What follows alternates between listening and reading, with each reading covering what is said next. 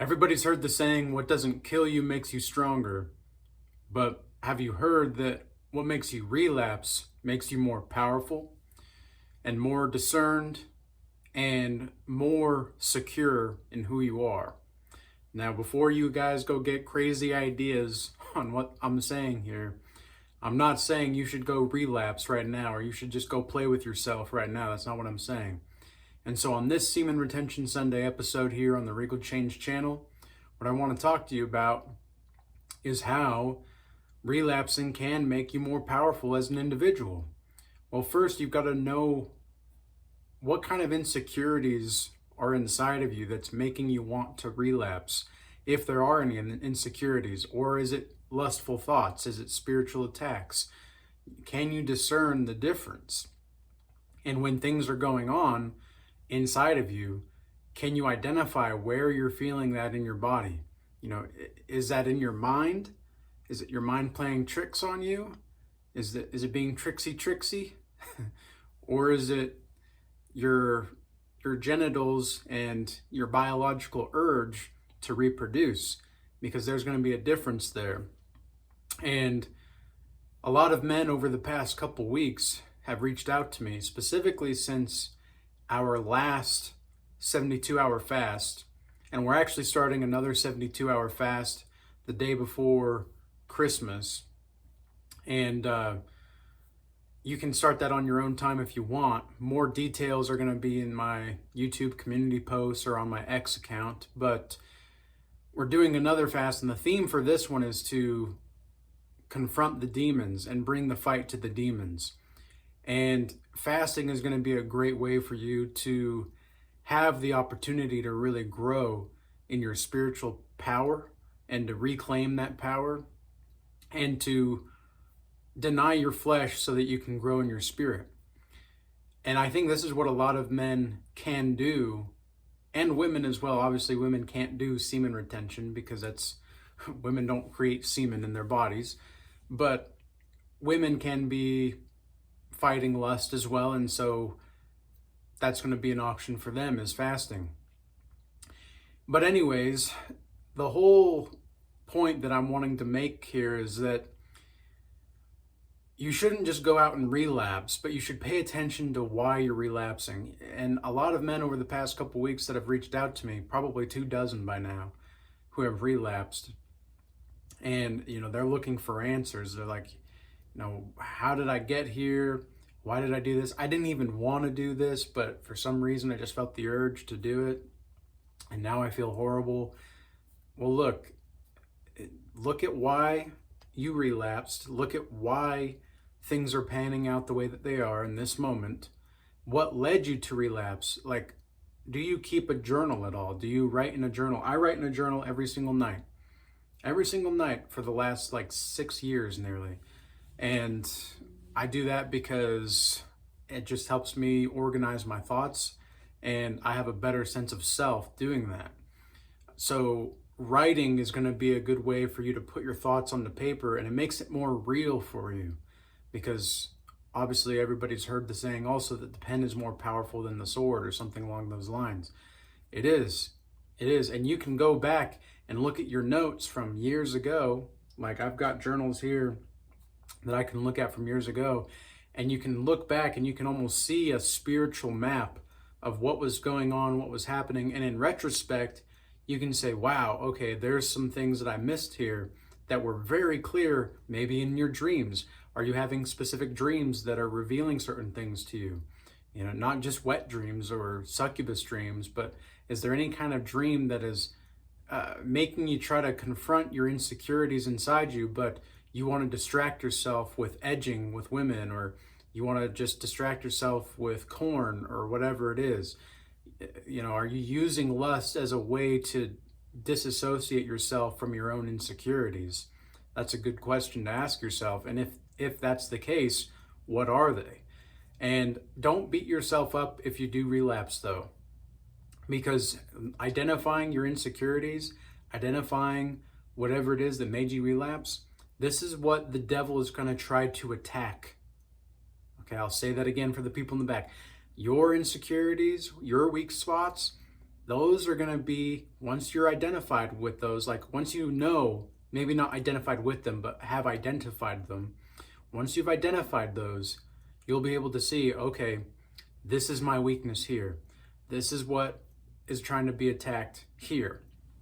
For me, it's Latinas. I ever since I was as I mean, as much as I can remember, I've always loved Latinas. And Latinas, I don't know what it is about their spicy personality that just kind of draws me to them sometimes.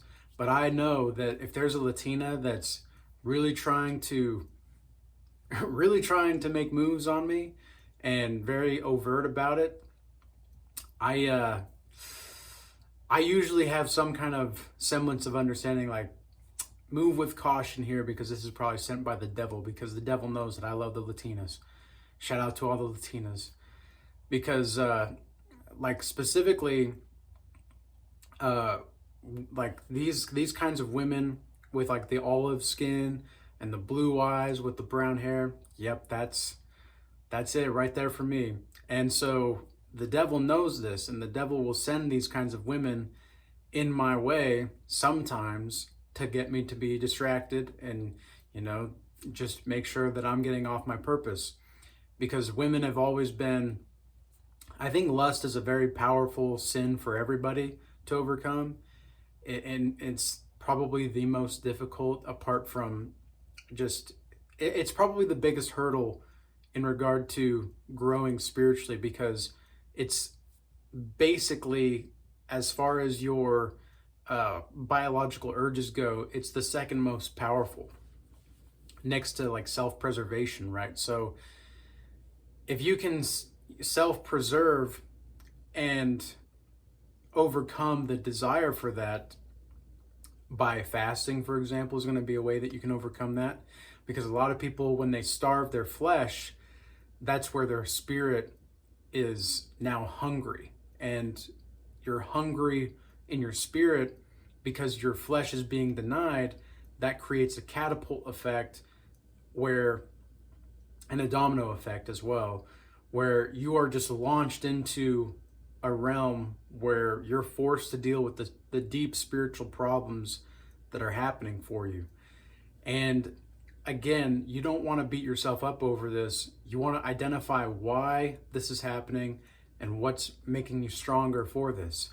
And oftentimes you'll find that your deepest insecurities are going to be your greatest strengths. For the longest time, I was very afraid to be assertive.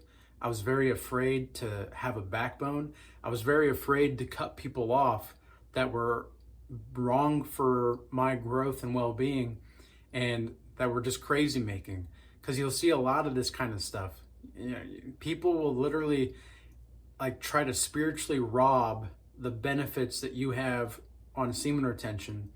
And when I say benefits, what I mean to say is, like, you're just realizing what you're really capable of. People will say, oh, well, now that I'm not playing with myself, I'm getting benefits. It's like, well, yeah, it's because you think that being a coomer and a depleted coomer is natural.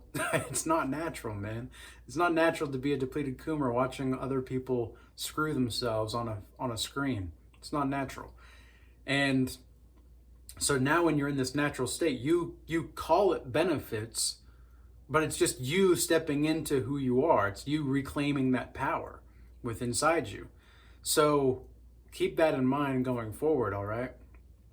And so I was very afraid to be assertive, and I was very afraid to even just talk to people sometimes. It's not like I had social anxiety, but I just didn't really care to have a confrontation. I really didn't like confrontation. I didn't have the temperament for it. But through time, especially with semen retention, what I was able to do was fully step into that and use that weakness as a way to identify how I can actually turn that into a strength. And now having a backbone is probably the best thing that's ever happened to me in regard to identifying not only my own triggers and where I know that I can be weak, but also the darkness within inside me, the more that I understand that, the more that I can understand the darkness of other people. And so when the darkness of other people reveals itself and there's an absence of light that is proliferating among the people, I can see, it's like I can see their sins. And this is getting more and more concrete by the day, it seems, almost. Literally within the last couple weeks, especially since the last 72-hour fast that we did as a group for the Regal Change Academy, I was dumbfounded by how well I could see like the soul of an individual. I didn't know that you could see the depths of an individual at this degree. And what I've learned is, especially on semen retention, if your gut is telling you something, if you're getting certain feelings in your body, like something isn't right in the situation, you must listen to that. There's no ifs, ands, or buts when it comes to listening to your body. Your body is how much wiser is your body compared to your conscious mind? The subconscious, like when we drink water, for example, right? When we drink water, when we eat, I just had eggs before this, and I'm going to be going to the gym in a bit, but I just had eggs. So I drink some water, I eat some eggs. My body is going to process this, and it's going to use that the nutrients in those things as energy. I don't do that consciously. I don't do that consciously at all. That's all happening unconsciously.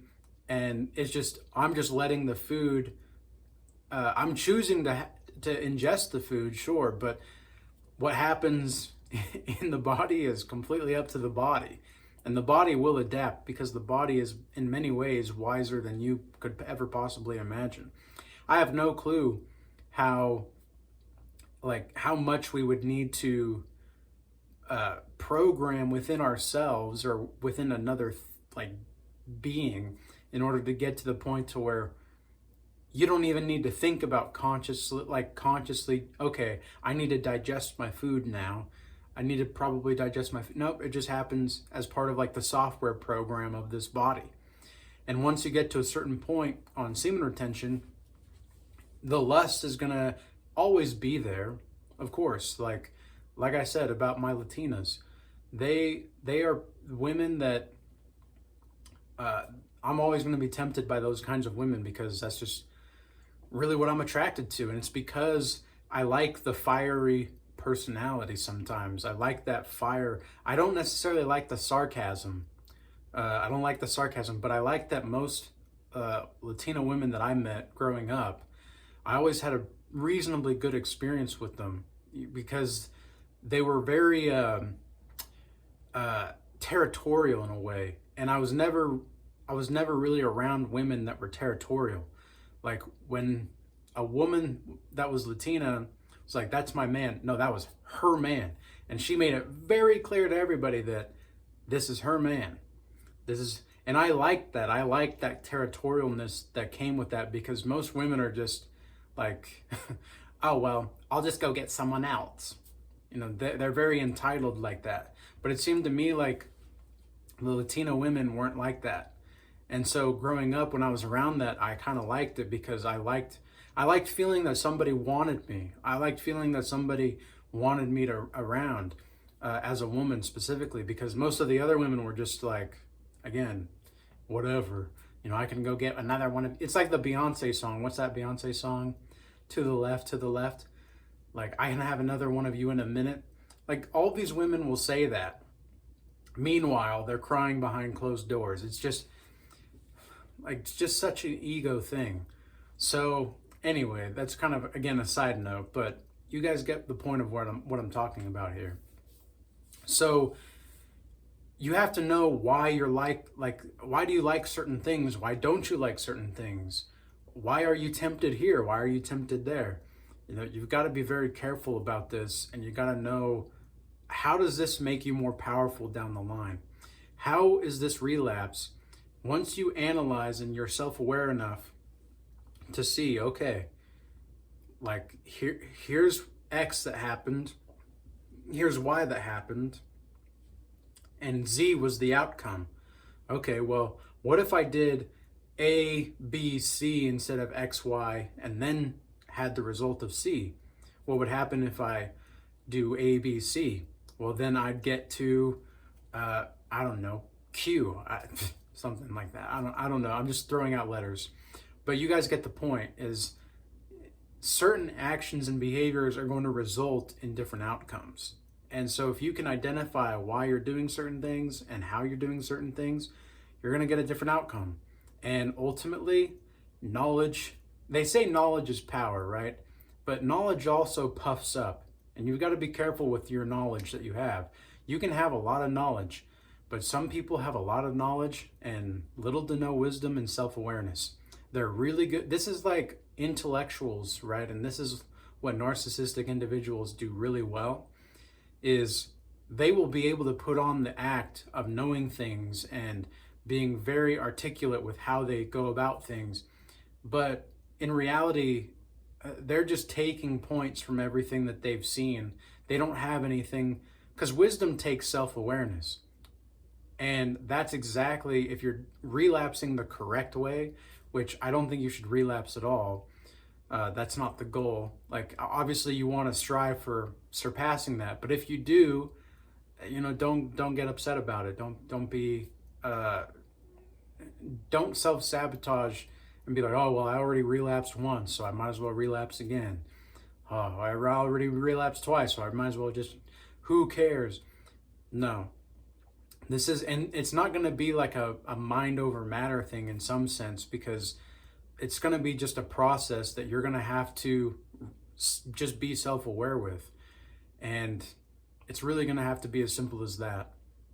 So if you're looking for a godly community to join, where we talk about a variety of different topics, such as this kind of stuff, and I'm not going to tell you that if you join the academy, all your semen retention benefits will be fulfilled. No, that's not what this is. This is more of an exclusive group that strives for godliness and building people up and supporting one another through their mind, body, and soul, and being around like-minded individuals with similar goals and mindsets and principles, because that's what it's really about.